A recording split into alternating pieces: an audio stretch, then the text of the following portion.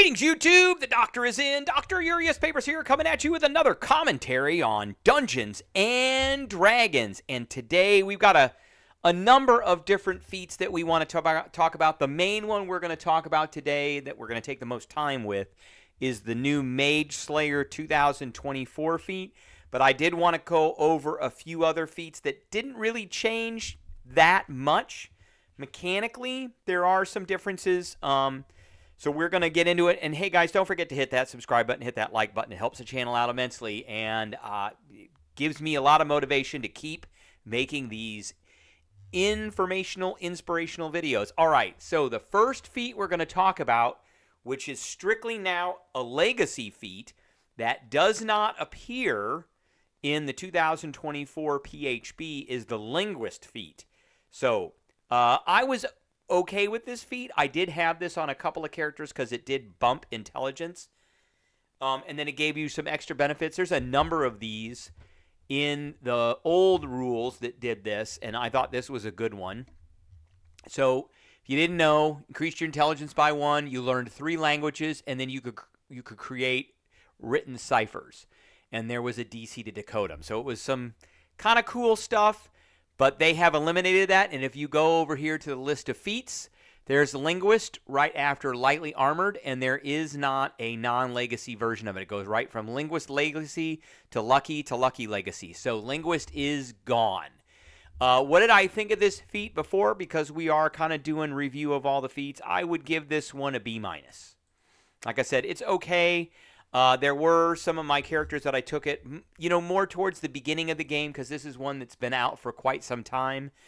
And, it was one of those, it was good. What am I going to take at this level to get I need 1 point in intelligence, so that was the one. Okay, so next feat we're going to talk a little bit about is the Lucky feat. Here's the Legacy feat. So Lucky was a feat you had to take. It's been around since the 2014 PHB. And you got 3 luck points. Whenever you made an attack roll, an ability check, or saving throw, you could spend 1 and roll an additional 20. You got to choose to spend, you can choose to spend 1 of your luck points after you roll the die, but before the outcome is determined. And then you chose which of the 20s.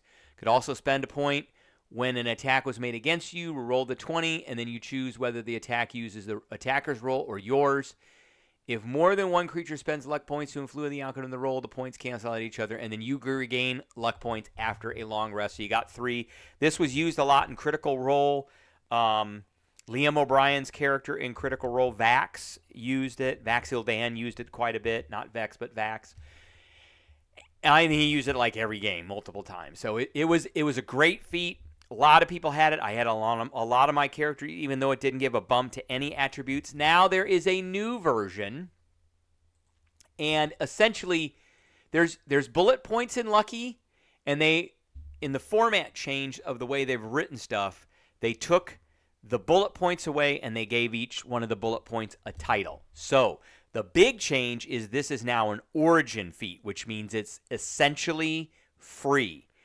And because of that, and because before, the old Legacy feat, I gave a solid A to.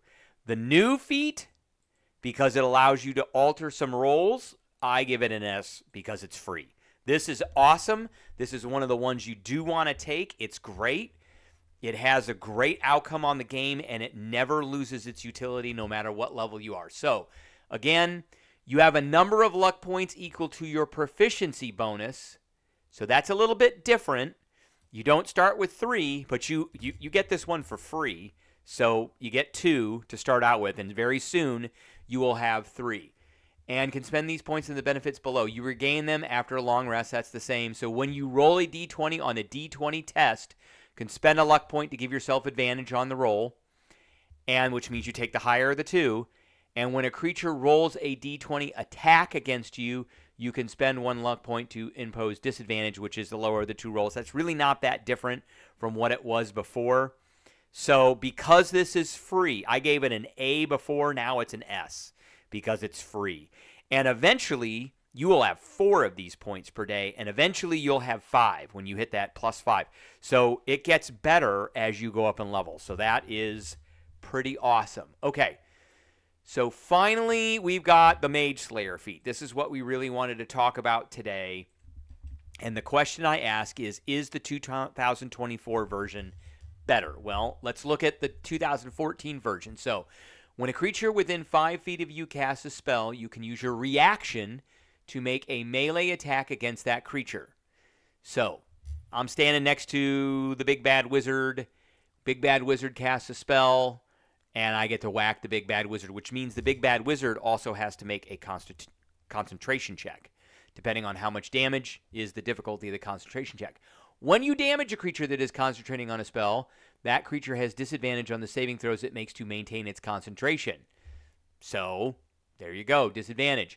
You have advantage on saving throws against spells cast by creatures within 5 feet of you. So if he's trying to cast a spell at me and I don't hit him, I still have advantage. So this one was a pretty good one. I'm going to give this one an A-. It's kind of situational.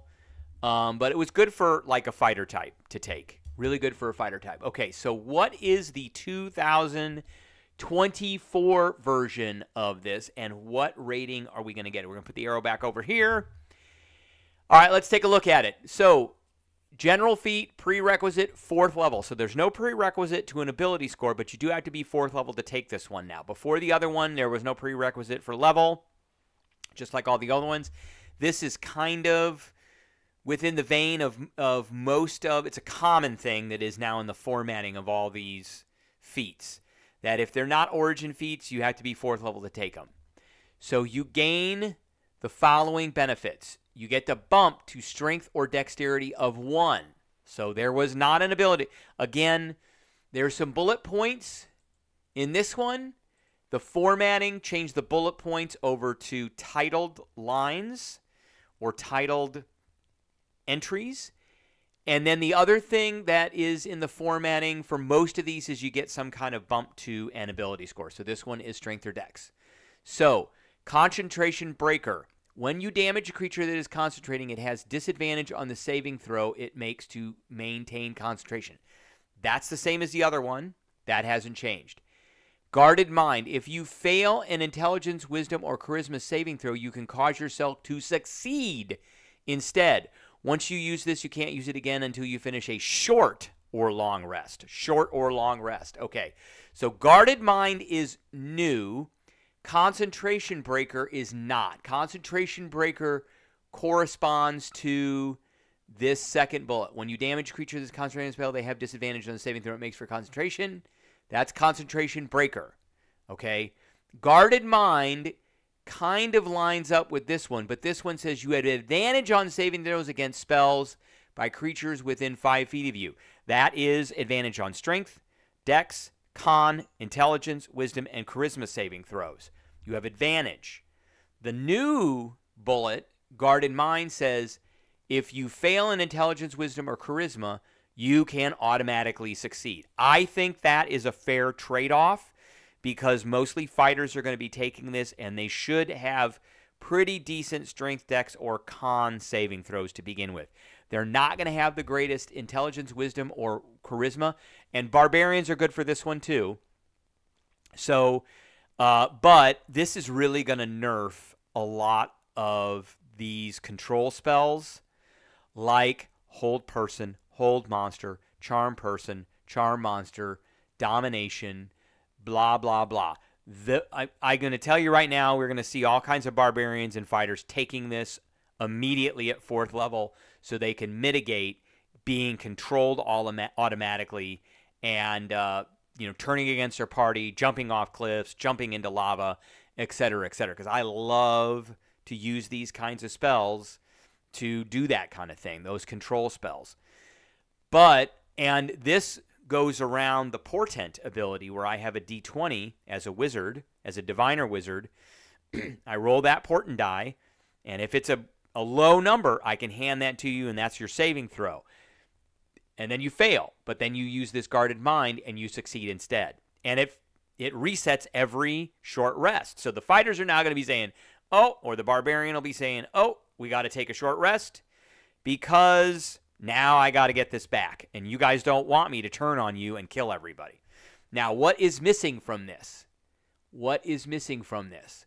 What's missing from this is this first bullet. When a creature within 5 feet of you casts a spell, you can make a reaction to make a melee attack against that creature.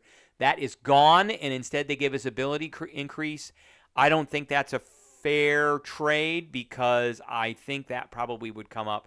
So, again, I'm going to give this an A-, but I think we're going to see it happen a lot more often because of the guarded mind and the ability of particularly barbarians to just slough off a failed intelligence, wisdom, or charisma save. So, all right. Now, is it better? No, I think it's about the same. There's some trade-offs that happen here. I think guarded mind is getting an automatic success is about the same as being able to have advantage on all different stats.